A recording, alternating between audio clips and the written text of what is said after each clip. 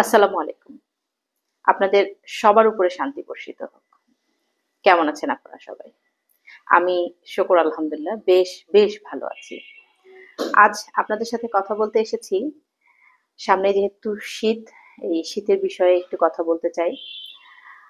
আসলে আমরা শীতের আগে যদি কিছু প্রস্তুতি নিয়ে রাখি, তাহলে শীতটা আমাদের কাছে হয়ে উঠবে উপভোগের একটি বিষয়। অনেক সময় দেখবেন যে যুদ্ধে যাওয়ার আগে যদি যুদ্ধের প্রস্তুতি না থাকে, যুদ্ধে জয়লাভ করাটা কিন্তু দুরূহ ব্যাপার হয়ে যায়। আর যুদ্ধের প্রস্তুতি যদি থাকে, তাহলে কি হয়? যুদ্ধ জয় করাটা সহজ হয়ে যায়। তো ঠিক তেমনি ছোট ছোট কিছু যত্ন আমাদেরকে এই শীতে ভালো রাখবে, এবং ছোট ছোট কিছু অযত্ন কিন্তু আমাদেরকে অসুস্থ করে তুলতে পারে। তো আমরা যদি একটু দেখি যে আমাদের এই শীতের যত্নে কি কি করণীয়।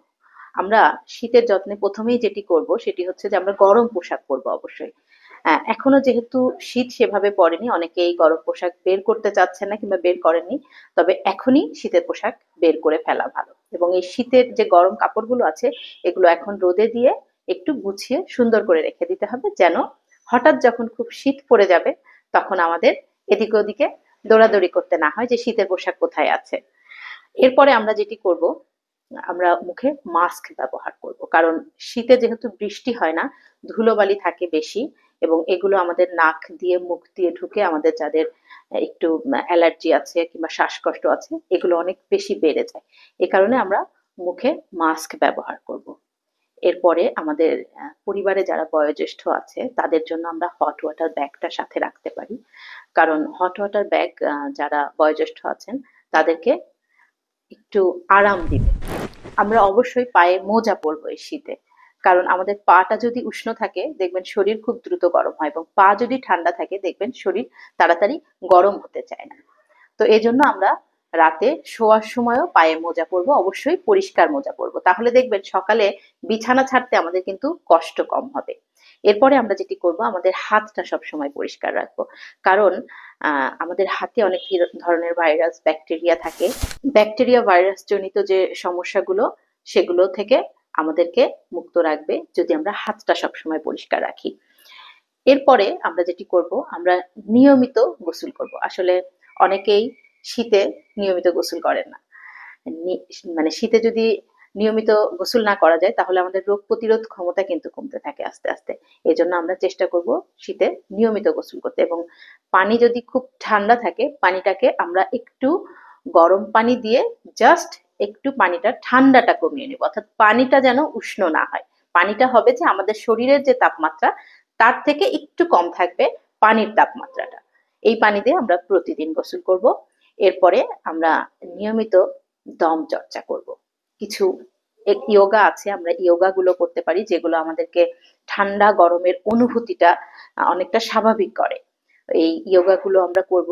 দম চর্চা করব। দম চর্চা আমি আপনাদেরকে একটু পরে দেখিয়ে দিচ্ছি। তার আগে আরেকটু বলি, সেটা হচ্ছে যে আমরা খাবার দাবারের ব্যাপারে একটু সচেতন থাকব।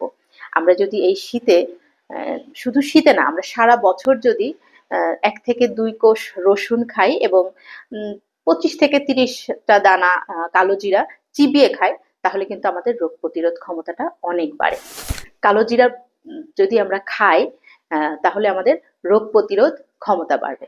কালো জিরার ভর্তা আমরা খেতে পারি, কালো জিরার ভর্তা অনেক মজা, কিন্তু কালো জিরা ভর্তার থেকেও বেশি শরীরের জন্য উপকারী যদি আমরা সেটা চিবিয়ে চিবিয়ে খাই।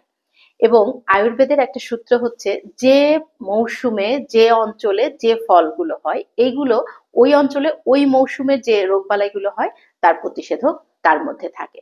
তো এই জন্য আমরা এই শীত আসছে আমরা একটু জাম্বুরা, আমাদের দেশি মালটা, কমলা এগুলো আমরা খাবো বেশি বেশি।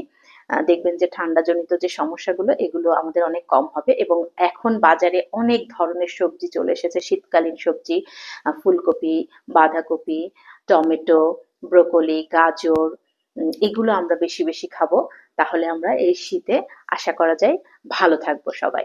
তো আমি আশা করছি আপনারা আমার এই টিপস গুলো থেকে উপকৃত হবেন। সবাইকে আরো একবার ধন্যবাদ।